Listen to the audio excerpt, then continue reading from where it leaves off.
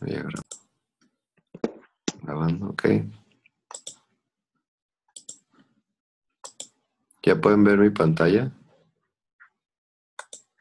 Sí, ya. Perfecto. Bueno, entonces, let's get started.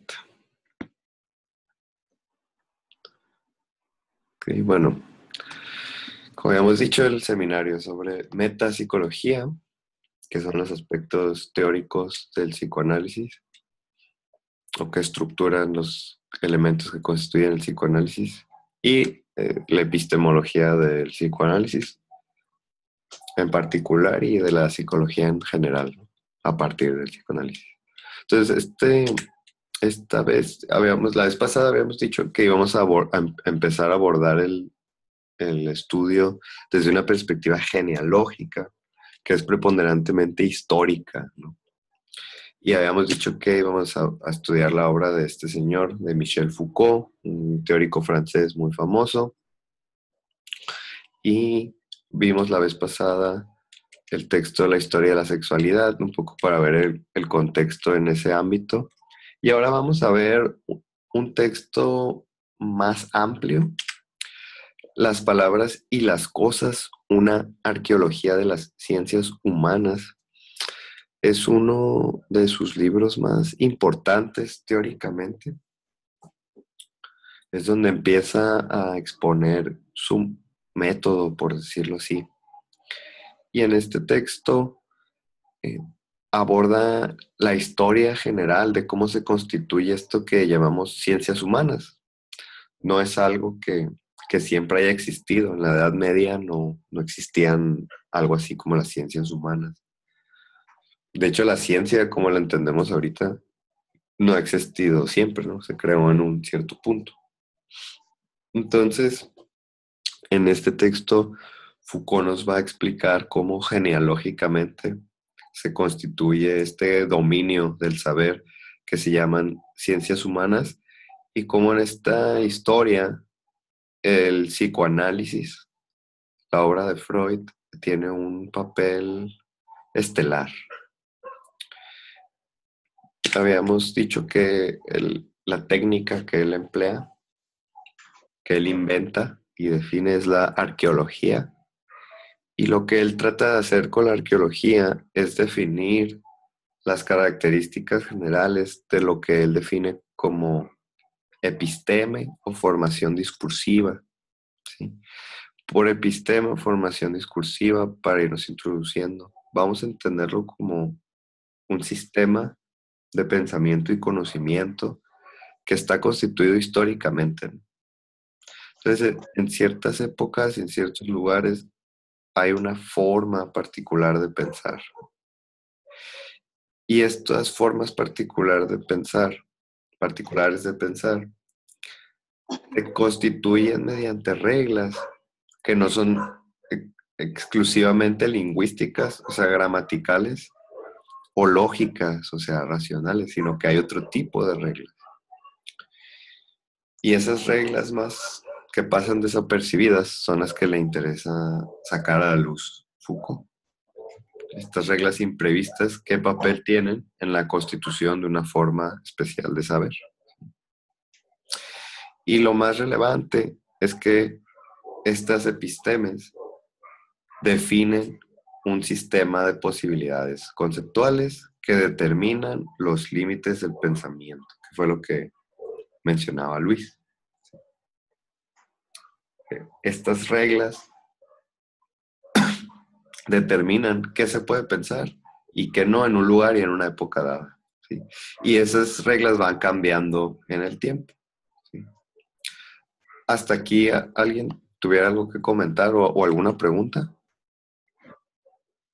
No, ahorita no. Muy bien.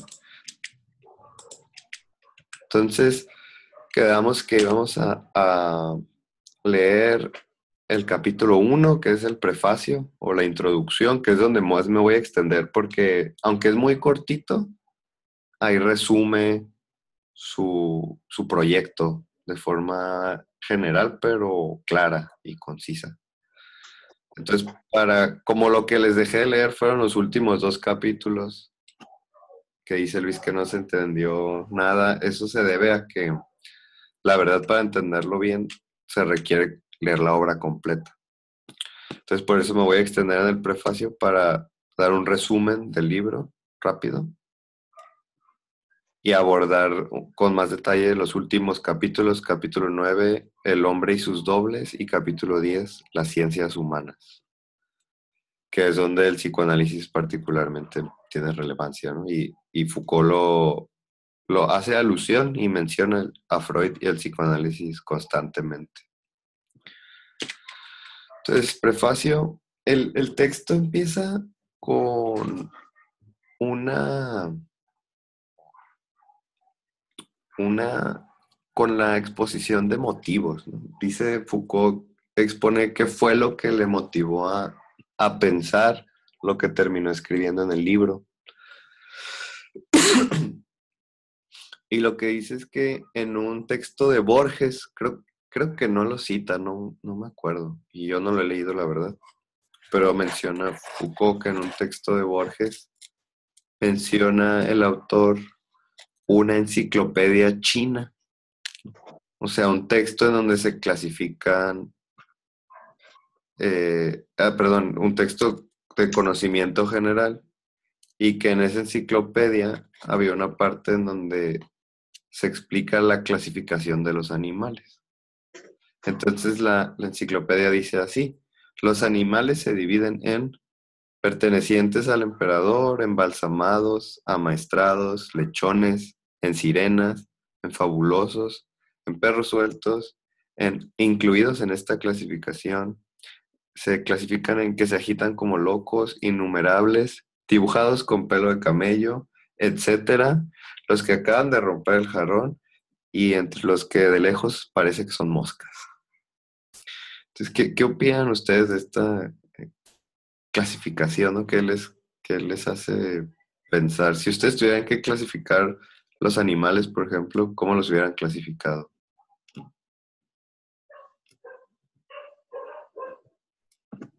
Pues es que no tiene nada que ver una cosa con la otra. Exacto, ¿no? No hay como una... O sea, tú, por ejemplo, ¿cómo los hubieras clasificado? Mamíferos, acuáticos, no sé, cosas así. Hay un principio de orden, ¿no? Ujú. ¿En dónde habitan? ¿En el agua? Los que habitan en el agua, los que habitan en el cielo, los que habitan en la tierra. O por especies, ¿no? Pero siempre hay un principio que regula el orden. Y en esta enciclopedia, lo que sucede, en esta clasificación, perdón, lo que sucede es que no hay rastro de ese orden, ¿no? O sea, no, parece todo muy arbitrario. Entonces a Foucault le llamó mucho la atención y lo que le pasó es que se preguntó de qué forma general tuviera que pensar para poder pensar algo así, ¿no? Para poder clasificar de esta manera. O sea, la forma en la que yo pienso, esto no cuadra. Y es cuando él se preguntó cómo estaba organizado el saber en distintas épocas. Ah, exacto. O sea, creo yo, esto es de literatura, ¿eh? O sea, es ficción. No, hasta donde yo entendí, pero no sé, el texto de Borges, pues ha de ser un cuento, ¿no? Una novela. No creo que haya una enciclopedia china que neta clasifique los animales así, pero quién sabe, puede ser que sí, También, ajá. precisamente. Eh, entonces ese es el punto, ¿no? Como, o sea, que independientemente, o sea, si existe o no esta enciclopedia china, lo que hace es que a partir de esa intuición, de esa curiosidad, Foucault se empieza a revisar el conocimiento oficial, ¿no? Entonces lo que descubre es que aun si esto no fuese como real, dentro del orden real del saber, existen estas discontinuidades, ¿sí? Lo que descubre Foucault en esta investigación es que nosotros no pensamos como pensaban en el Renacimiento, ni en la época clásica, ¿no? Ni en el siglo XIX, sino que nuestro orden general de pensar es distinto y por lo tanto no podemos pensar lo que ellos pensaban y viceversa, ¿sí? Y ahí es donde dice, solo a partir de la forma moderna de pensar es que se puede pensar algo así como las ciencias humanas y por lo tanto como la psicología. O sea que sin esta forma particular de orden de saber, la psicología pues no existiría, ¿no? Porque no sería posible pensarla. Por ahí va un poco el espíritu del libro, digamos, del proyecto de la investigación, ¿sí? ¿Alguien tuviera algo que compartir? Muy bien. Entonces Foucault en el prefacio hace alusión a dos conceptos. Ay, perdón. Em, Esta enciclopedia china tan rara, esta forma tan extraña de clasificar, lo hace pensar menciona lo heteróclito. Lo heteróclito significa lo que se sale de la norma, de lo normal, lo regular, ¿no? Lo que es radicalmente distinto, vaya. Y de ahí él piensa como en términos de espacio, ¿no? ¿En qué lugar tengo que estar posicionado para pensar en una clasificación que incluya los animales que acaban de romper el jarrón? Entonces, en ese lugar, que es un lugar totalmente otro, que es él le llama heterotopía, él descubre este espacio más amplio de, digamos, donde vislumbran los desórdenes y en donde se posibilitan los distintos órdenes de saber. No sé si me explico. Entonces, la heterotopía es ese destello de ese espacio que desordena esa continuidad que tenemos en la cotidianidad, ¿no?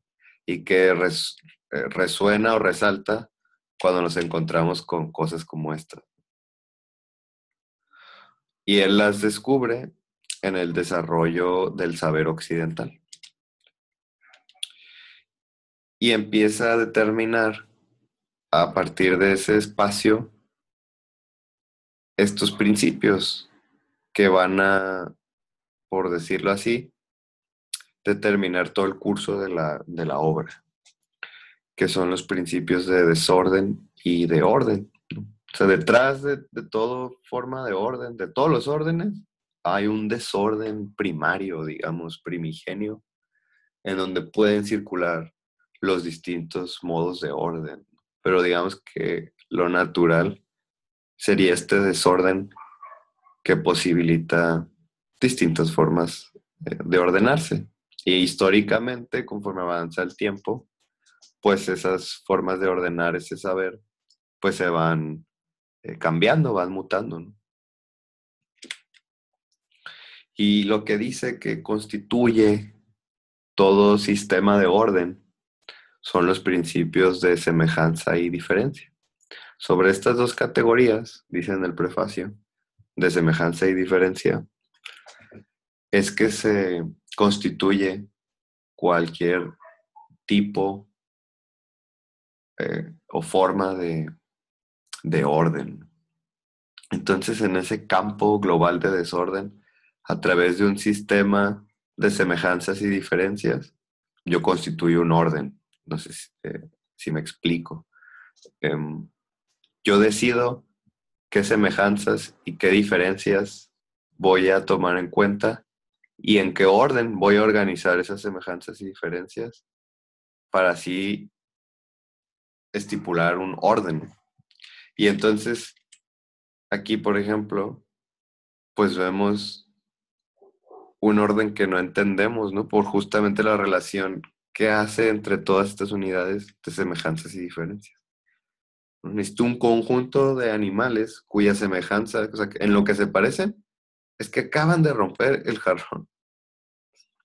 Y luego tengo los animales fabulosos, ¿no? Fantásticos, que no son reales, que pertenecen a la imaginación y demás. O sea, a través de estas dos categorías voy constituyendo distintos órdenes. ¿Sí? Perdón. Y le llama Foucault a este arreglo de semejanza y diferencias el sistema de los elementos.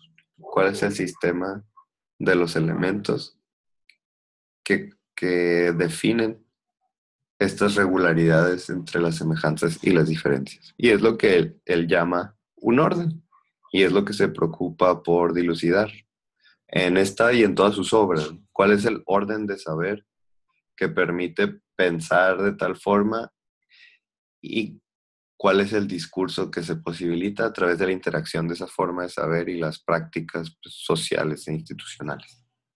Eso es lo que hace mucho Foucault. En este caso, en la institución de las ciencias, enfocada a las ciencias humanas.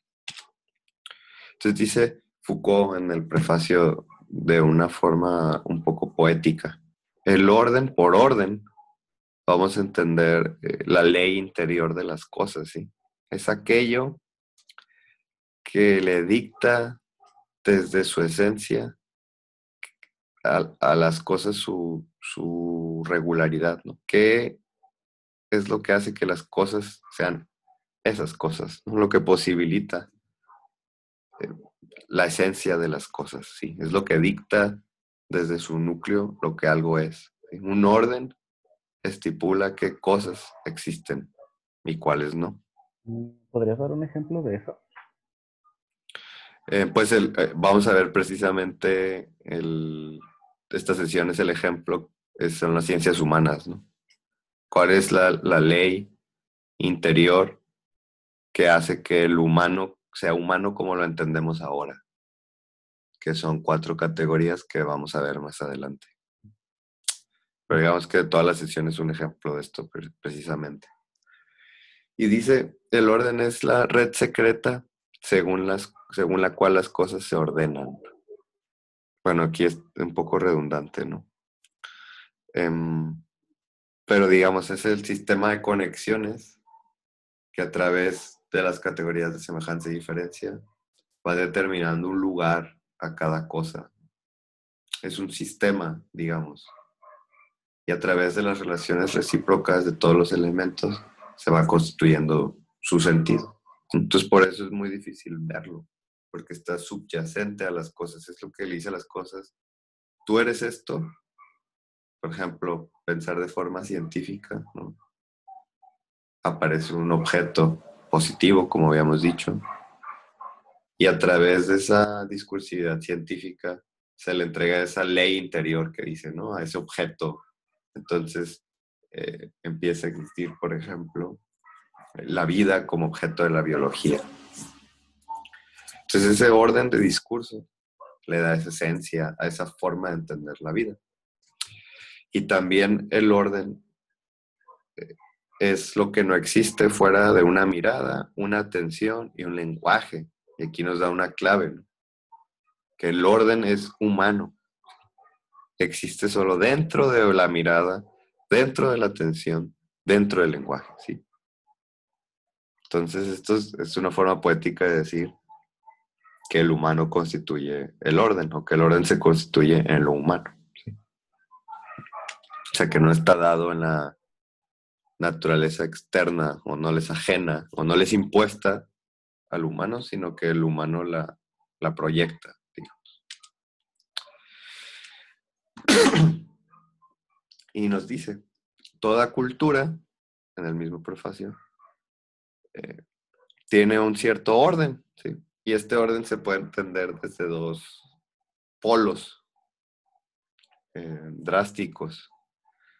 Los códigos ordenadores, le llama él, que son las formas en que popularmente se introyectan estas formas de saber, este orden, digamos, de forma individual, pero de forma popular, ¿no? Por ejemplo, hoy en día, pues todos pensamos en que el universo está constituido de partículas subatómicas que constituyen moléculas, que hacen procesos y objetos complejos, y vivimos en un espacio finito vacío, y vamos volando sobre piedras que van encabronadamente rápido por ese espacio vacío, ¿no? Y van dando vueltas sobre sí mismas. Entonces esa, pues no ha sido la perspectiva que siempre se ha tenido, ¿no? Hay otras culturas que han visto la naturaleza de una forma distinta. Piénsense en el politeísmo, por ejemplo. Y bueno, ellos introyectaban esas formas de entender las cosas en sus prácticas cotidianas, ¿no? Entonces, nosotros basados en esa forma de de entender las cosas, lo traducimos en prácticas cotidianas, ¿no? Y en formas cotidianas de ver la naturaleza. Y por otro lado, están las reflexiones sobre orden, que digamos, son las teorías que van a preguntar sobre la naturaleza de esos códigos ordenadores, la esencia de esos códigos ordenadores, la condición de posibilidad de esos códigos ordenadores. Y pues es lo que serían las teorías científicas o filosóficas. Entonces dice Foucault, sobre esos dos polos que están en toda cultura, los códigos ordenadores que coloquialmente interioriza eh, la, la masa popular y las teorías de los sabios y pensadores, se encuentra, dice de forma poética, la experiencia desnuda del orden y sus modos de ser.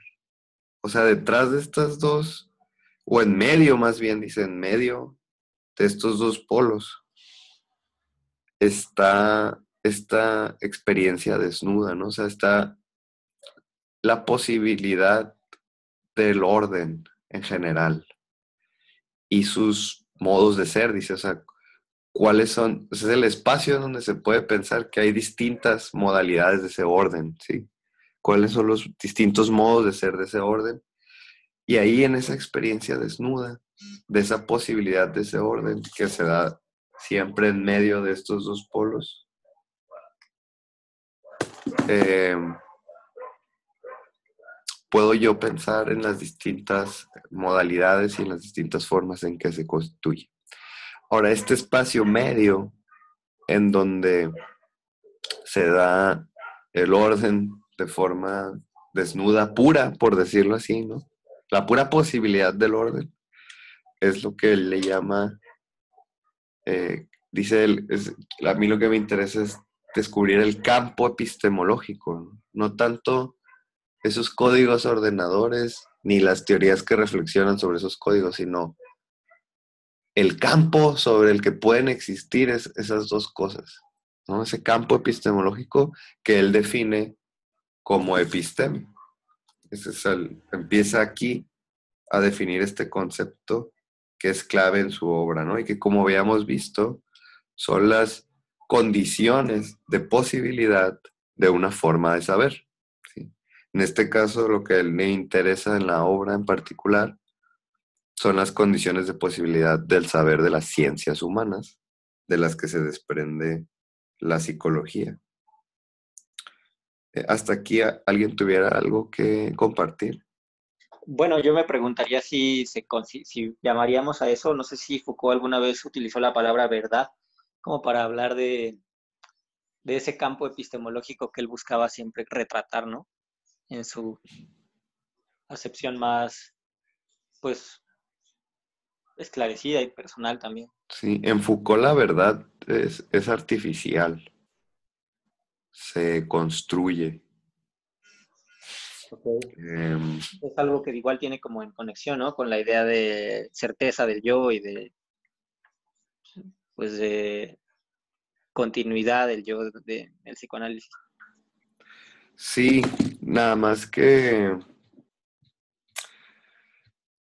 hay que ver ahí que Foucault no lo amarra directamente en este caso, pero si pudiéramos hacer una relación, lo que nos estamos preguntando aquí en episteme es qué puedo considerar verdadero y qué no. Por ejemplo, Ya. ahí le hace un ejemplo que me gusta mucho, que dice que Bueno, pero no me voy a adelantar porque el ejemplo lo da en la episteme renacentista y lo quiero usar para ilustrar ese punto. Entonces, voy a retomar este punto en esa parte, ¿ok? ¿Alguien tiene alguna otra pregunta? No, hasta ahorita voy bien. Ok. Miren, se va a conectar una persona nueva. Voy a cerrar este periodo. Lo voy a habilitar inmediatamente, entonces nada más nos conectamos aquí mismo, ¿vale? Sí, sobre el mismo link, ¿no? Sí. Va. Ok. ¿Sí me escucharon todos? Sí. Ok, perfecto. Bueno, entonces ahorita nos conectamos.